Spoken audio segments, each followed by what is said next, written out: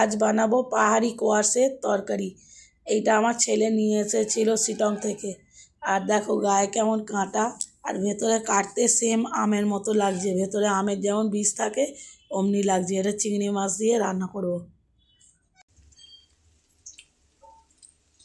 চিংড়ি মাছ দিয়ে কোয়াশের তরকারি। দিয়ে দেবো লঙ্কা গুঁড়ো, হলুদ গুঁড়ো, ধনে গুঁড়ো, জিরে গুঁড়ো,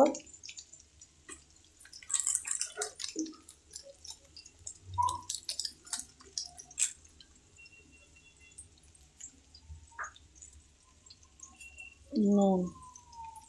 যেহেতু এই ফলটা একটু মিষ্টি মিষ্টি লাগে খেতে, সেই জন্য একটু মিষ্টি আর দেবো না।